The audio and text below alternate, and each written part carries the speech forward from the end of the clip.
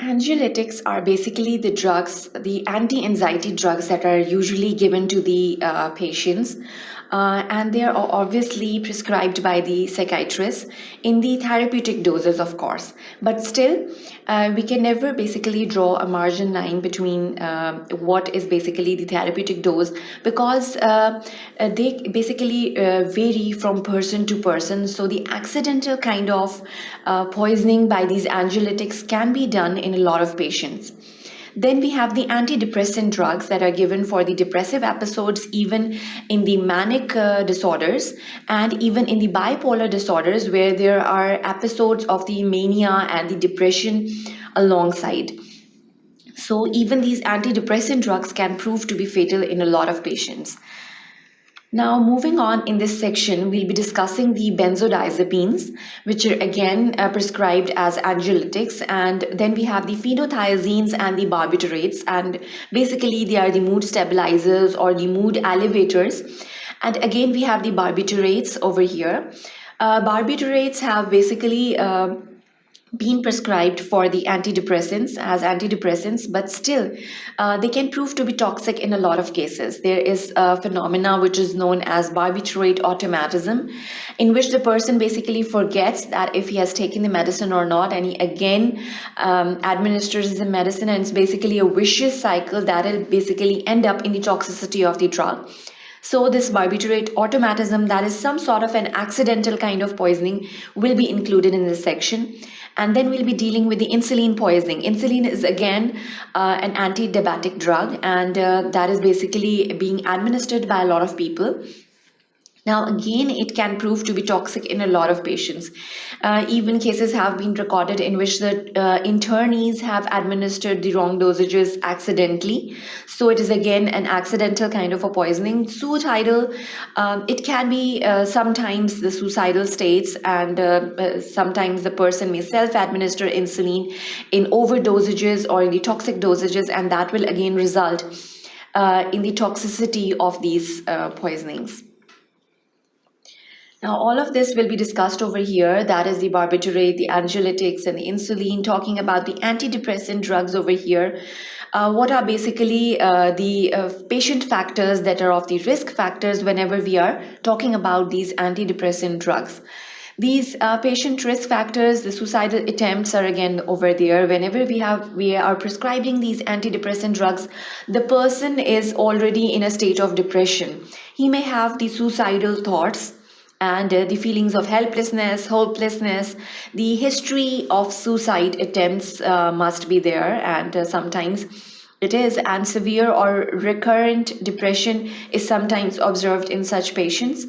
Failure to reach remission, alcohol dependence or misuse, aggressive or impulsive traits. So the alcohol abuse or the alcohol dependence is again one of the things that has to be observed, and if it is there, it has to be documented in the autopsy report.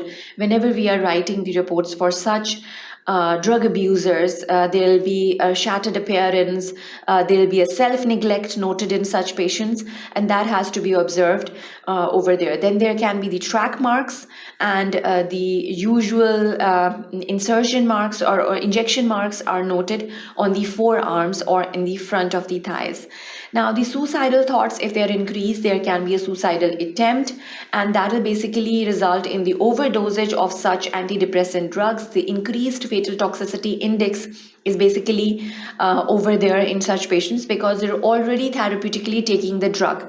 The patient ingestion of additional toxic drug substances are noted over there. There will be a variable antidepressant toxicity in such patients.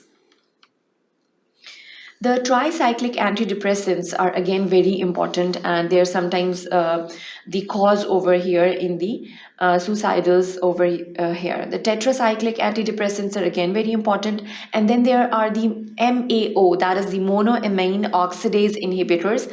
They're also known as the MAO inhibitors, and they're sometimes prescribed as the antidepressant drugs. Now, the benzodiazepines, there are again the antipsychotic drugs prescribed. They have the sedative and the tranquilizing effect. So we have different groups over here. One is the long-acting group, and then we have the intermediate-acting group, and then we have the short-acting group over here. Now, the long-acting group basically include all of these drugs. That is basically the flurazepam, the nitrazepam, diazepam, ketazilam, chlordiazepoxide, clobazam, and clorazepam, and midazepam, and alprazolam. So these are basically included in the long-acting group, and they're usually prescribed depending upon the person, and the clinician basically decides what drug he has to give. Then we have the intermediate acting group that basically includes the loprazolam, lormetazepam, the temazepam, the flunitrazepam, and the lorazepam, bromazepam, and oxazepam. So these are basically included in the intermediately acting group. And then we have the short acting group that only some includes triazolam, that is mostly given over here. So that is basically usually for the short-term effects. Tranquilizing or the sedative effects. Now, these sedatives have their own actions on the human body. And over here, we are talking about the phenothiazines specifically, that is the autopsy appearances, which are sometimes non-specific in a lot of cases. So it's basically a mnemonic has been given for the toxic sign and symptoms of these phenothiazines, that is blind as a bat, and then we have a confused state. The person will be unable to see, and then we have the mydriasis. Mydriasis is basically causing the blind as a bat effect because the person won't be able to focus, and that is basically causing the blindness in such person. And then we'll have a flushed skin, so that is also known as the redness. So the person will be blind, then he'll have a flushed skin, and then he'll have a dry mouth urine retention, that is grabbing invisible objects, and he'll have a shaking and tachycardia. All of these are the toxic effects of the phenothiazines that are noted in such a person. The toxicology may resolve any diagnostic problems. So if we take the blood samples, and even the femoral blood is of high value over here, so the toxicological samples are sent to the chemical pathologist for further assays over here, and the history and the ante-mortem investigations are again very important. The person will take a detailed history of any drug abuse or any therapeutic drugs that he is on prescription, and the ante-mortem investigations are of significant value over here. Now, this picture is basically pointing towards the barbiturate blisters that a person may have in the toxic symptoms.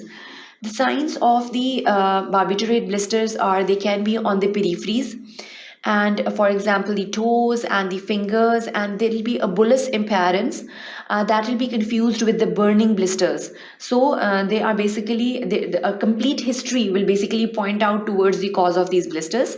If the person is already taking barbiturates, so the cause of these blisters can be the barbiturates. The signs of general cardiorespiratory failure with often a cyanotic congestive appearance are again very important. There will be a congested lung appearance, and the whole venous system will be engorged with dark deoxygenated blood. The barbiturate blisters or the dependent parts of the skin surface are again of high significance over here. The internally local signs of erosion from the drug itself, the gastric mucosa may be badly damaged from the alkaline attack of the drugs. The fundus may be thickened, granular, and hemorrhagic in nature. And the cardia and especially the lower esophagus are involved in the erosion and the GERD, that is the gastroesophageal reflux disease. And if the victim is regurgitating, then black altered blood may appear at the nose and the mouth. That is basically the hematemesis, for example, the blood in the vomitus.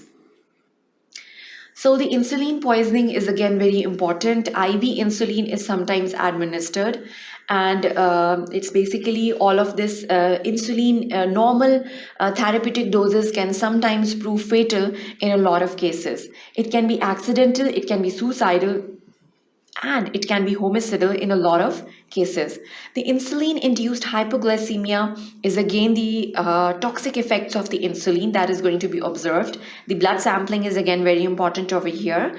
At autopsy, the finding of the needle marks, but the needle marks are sometimes even not found because very fine needles are being used nowadays therapeutically. So these even needle marks are not quite evident on the dead body, unless the same site is pricked at a lot of times and there is some sort of a fat necrosis or some site of bruising or hemorrhages at the site of the multiple injections. The peripheral blood samples are again very important. The skin and the underlying tissue from the site injection is preserved for further analysis. So in this section, basically we dealt with a lot of over-the-counter or even the prescribed drugs by the psychiatrists, for example, the anxiolytics and the antidepressants, and they can even prove fatal in a lot of cases. And the insulin, that is an antidiabetic drug, even that is proved to be fatal in a lot of cases. So that is the end to this section. Thank you for watching sqadia.com.